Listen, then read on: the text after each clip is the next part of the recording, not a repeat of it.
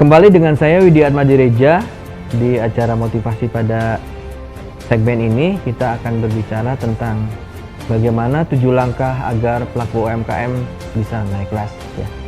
Jadi memang UMKM adalah satu solusi untuk bagaimana suatu negara khususnya di Indonesia bisa bangkit ya. Sahabat pengusaha, bahwa memang di Indonesia UMKM itu menjadi tulang punggung ya.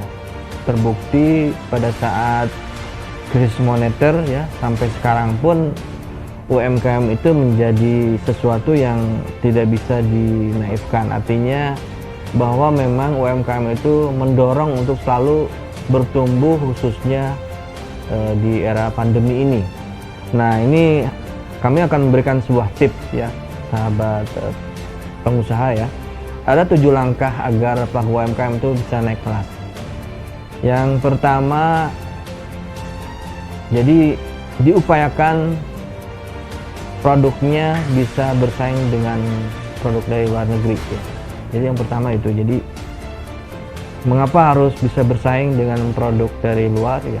Karena kondisi sekarang itu sudah lintas negara ya, bukan hanya kita jualan di antar regional aja, tapi sudah antar negara, antar benua.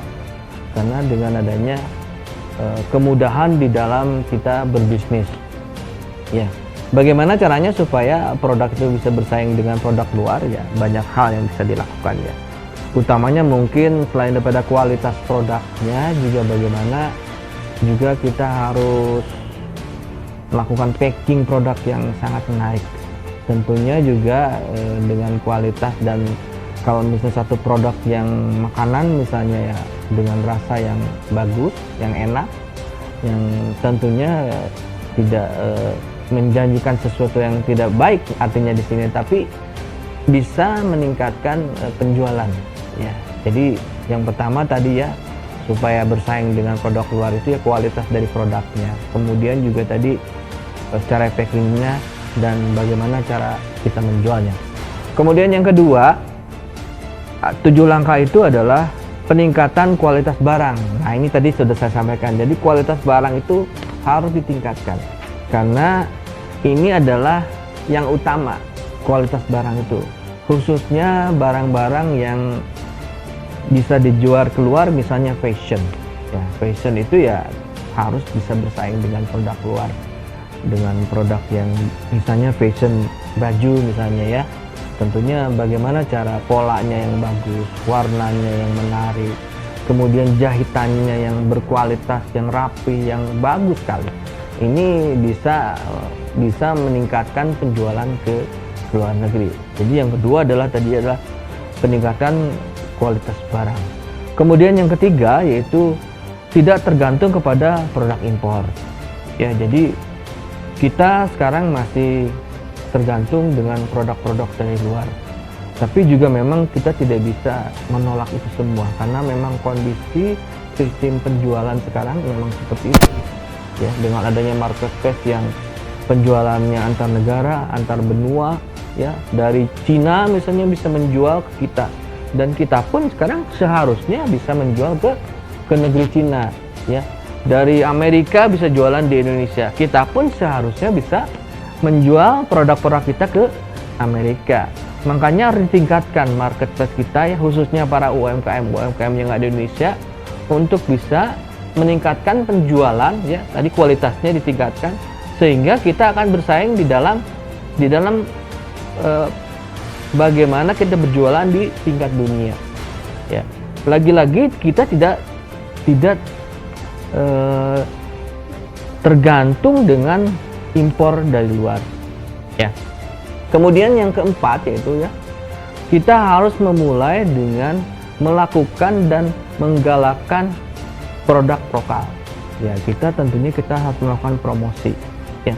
Apa yang telah dilakukan oleh pemerintah ya, regulator pemerintah ya, kita harus dukung ya. Produk kita harus dicintai dan harus digalakkan ya, dan harus dipromosikan terus menerus, dan juga digunakan, dipakai, dijual ya produk-produk kita.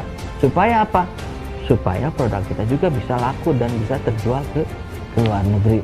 Ya, jadi harus terus melakukan dan meningkatkan cinta produk lokal, produk dalam negeri. Ya, supaya apa? Supaya penjualan kita meningkat. Supaya apa? Supaya omset kita juga meningkat. Supaya kita tidak tergantung dengan produk luar, tidak impor lagi. Kemudian yang kelima ya, perlunya pelatihan atau workshop untuk melakukan UMKM di Indonesia. Nah ini sangat penting juga, khususnya pemerintah barangkali karena memang sebagai regulator ya harus selalu melakukan satu kegiatan-kegiatan atau bagaimana supaya ini UMKM itu bisa meningkat ya, sehingga dari sisi edukasi ya, pelatihan, nah, ilmunya akan selalu meningkat, dan ini tentunya akan meningkatkan bagaimana supaya pengusaha UMKM ini bisa bersaing ya. Dengan adanya pelatihan-pelatihan ini atau workshop yang dilakukan oleh pemerintah, tentunya akan meningkatkan knowledge dari para pengusaha UMKM yang ada di Indonesia, dan ini sangat bermanfaat. Karena apa? Di zaman sekarang tentunya kita harus terus belajar, khususnya yang menyangkut transformasi digital ya. Kita harus selalu belajar dengan adanya regulasi atau pelatihan, atau bagaimana apabila misalnya ada pelatihan workshop dari pemerintah harus selalu diikuti oleh para pengusaha UMKM. Kemudian yang keenam ya, 7 langkah agar pelaku UMKM bisa naik kelas, yaitu peningkatan dan kemudahan terhadap perbankan, khususnya regulator pemerintah. Nah ini sangat penting juga ya, karena apa? Karena perbankan atau yang mengeluarkan kebijakan tentang masalah KUR misalnya, kredit usaha rakyat atau pembiayaan, itu kan dikeluarkan oleh pemerintah dari perbankan. Nah ini juga harus diberikan kemudahan seluas-luasnya kepada masyarakat, khususnya pelaku UMKM. Karena apa? Ini juga tentunya biar pelaku UMKM itu akan lebih mudah diberikan satu modal bisnis mungkin ya, khususnya supaya apa? Supaya ke depan juga pelaku UMKM itu akan bisa bersaing apabila memang modalnya itu juga bisa dibantu oleh perbankan. Pemerintah kan sekarang sudah lagi melakukan gerakan bagaimana supaya KUR ini bisa terus tumbuh di masyarakat ya.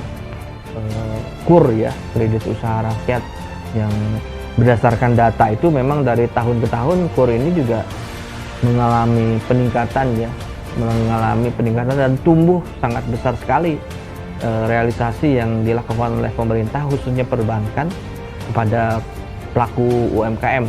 Dan pemerintah juga, khususnya pemerintah Jokowi dan Menteri dari Perekonomian itu sangat mendukung sekali adanya bagaimana realisasi KUR ini bisa terus meningkat setiap tahun.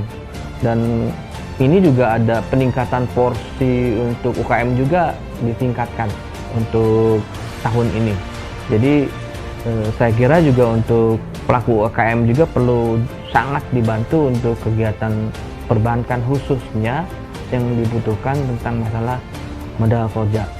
Dan yang ketujuh, yang terakhir adalah 7 langkah agar pelaku UKM naik kelas, yaitu yang ketujuh adalah peningkatan akses terhadap sumber daya manusia UMKM terhadap inovasi dan teknologi. Nah ini juga sangat penting ya. Jadi saya kira pelaku UMKM juga harus mulai terbiasa dengan adanya transformasi dan inovasi teknologi. Karena apa? Sekarang yang dibutuhkan adalah itu. Jadi kalau misalnya seorang pengusaha UMKM tidak melakukan transformasi terhadap inovasi dan teknologi, ya tentunya ini juga sangat merugikan. Karena apa? Karena ini tidak bisa meningkatkan value daripada pengusaha itu sendiri.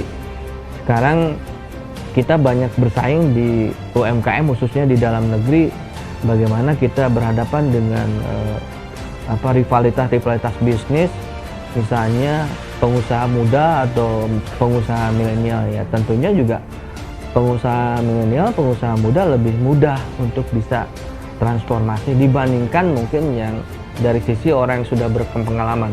Nah, oleh karenanya mungkin perlunya satu peningkatan atau akses terhadap sumber daya manusia terhadap inovasi atau teknologi yang ada sekarang ini. Dan pemerintah juga saya kira khususnya Departemen Koperasi UMKM itu juga sudah banyak membantu, banyak melakukan deregulasi ya, baik dalam bentuk pelatihan-pelatihan maupun workshop-workshop yang banyak berjalan di seluruh Indonesia ya. Jadi sebetulnya sekarang sangat terbuka sekali bagaimana kita bisa sukses, khususnya kita bicara tentang masalah bagaimana 7 langkah agar pelaku usaha UKM ini bisa naik kelas. Saya kira itu saja mungkin ya, semoga sobat pengusaha ini bisa selalu bermanfaat dan bisa memberikan inspirasi juga motivasi untuk teman-teman pengusaha ya. Terima kasih. Saya dengan Widi Atmajareja. Salam sukses, Smart Gemilang.